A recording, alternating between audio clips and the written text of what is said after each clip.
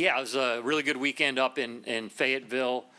For our women to win the regional meet was really spectacular. We went in there with the hope of just qualifying, and to not only qualify but to win the meet was really special. They did a really nice job.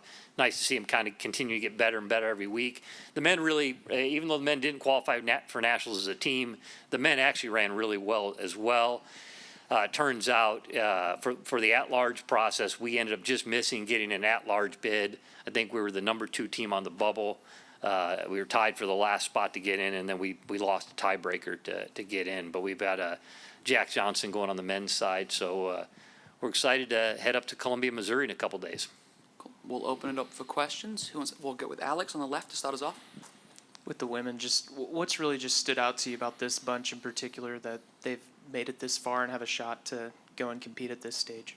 Well, the thing that really has stood out has kind of been the leadership, and it's actually been the leadership of some girls that haven't been able to run this year. We've had a couple injuries, and actually we've had a few injuries that have probably made us a little deeper, a little less deep than we should be, and we've had some of those girls step up, and they've had some team-only meetings before practice, and just kind of giving this group, because out of this group, we qualified for nationals 2 years ago, and there's nobody running in this group right now that was on that team. But we've got a couple girls on the team that were part of that group 2 years ago, and they've kind of taken the bull by the horns and said, hey, listen, this is what you need to do. This is the process, and they've done that a few times this year, and you can kind of see the results of that. So that's kind of what stood out, is just that kind of that culture and that team family feeling of girls, women, I should say, women that really genuinely care about one another,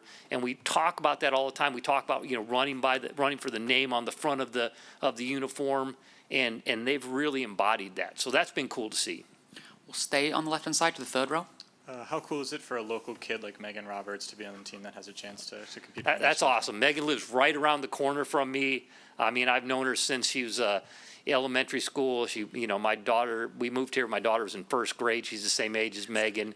And it's just been kind of cool to see that. And not only just to see a local athlete, we've had other local athletes that have done really well, but the developmental process, and she's really, she was a borderline walk-on when we recruited her, kind of barely meeting that standard, and has just really bought into what we're doing, has taken ownership of her running, and she's got a vision for what she wants to accomplish, and that's a testament to her and her family and her background. So she's done a spectacular job. We'll go final row on the right-hand side to Matt. Wendel, we were talking about this before, about the decision by the athletic department to fully fund scholarships in the sport of track and field. How much of an impact has it already had, if it has already had, and how much have you noticed that in recruiting?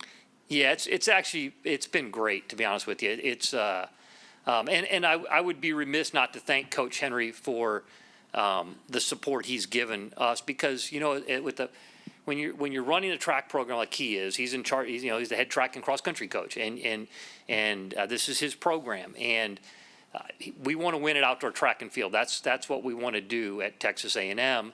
And so whenever you're giving resources to the distance side of things, you're hoping that, I'm sure he's hoping that these resources produce in track as well as cross country. But to do that, that's been really, really special for me. And I'm really thankful and grateful for that and the support he's given to the cross-country side of things. But, yeah, you're seeing that. Right now, the two teams that qualified for nationals on the women's side out of this region, it's us and LSU. And I congratulate Houston Franks. I've known Houston Franks since I recruited him my first year coaching at the University of Alabama. He was a senior in high school in Mississippi. He ended up going to Mississippi State following in his family's footsteps. But I congratulated him after the race and said, 5 years ago, nobody would have, Texas A&M and LSU taking the auto spots and then 7 teams out of the SEC going to nationals on the women's side. 5 years ago, that would have been crazy talk. So it's kind of cool. We'll go fourth row on the left to Rob. Howdy, Coach. Howdy. Can you kind of fill us in? How do you kind of prepare for the nationals? And is there scouting involved? Is it all about your girls, or you go check out the course? Kind of fill us in on how that all works. Yeah, I mean, we'll get there. We've this group hasn't run at the Gans Creek course at Missouri before, but Coach Abel, who she probably got sick of going to Columbia, Missouri when she was on the team. So we have some experience on the course. When we get there, we'll check out the course and do a preview on the course and everything like that. But other than that, it's just a normal week. You hear it from all coaches. It's kind of cliche now, but we control the controllables. All we can do is go out there and take care of what we're able to do. The thing I told them the night before the regional meet is that we didn't have to do anything special to qualify for nationals. We just had to do what we're capable of doing, and they had to trust me that if you do what you're capable of doing, we're going to be fine, and that's what they did. And I think the same thing going into the national meet. It's easy. Especially for a group that hasn't been there regularly. Fortunately, we were there 2 years ago, but like I said, it's a different group. But it's easy to get overwhelmed. We looked at the starting box assignments. We're between Oregon and BYU in the starting line. Well, Oregon is Oregon, traditional power, but BYU's defending national champions. So, it's easy for them to go on the starting line and go, oh wow, look at who's here, and forget that they've earned their way here. And not only earned their way there, but earned their way here in a dominating fashion. So if they go out there and do what they're capable of doing, we can compete with anybody in the country. I mean, we're not going to we're not a trophy team, but we're a top 20. We can be a top 20 team if we put things together and run really well. So We'll go back to the second on the left to Alex. With Jack on the men's side, just what's really stood out to you about his season, and just kind of what your hope and expectation can be for him this week as well as an individual?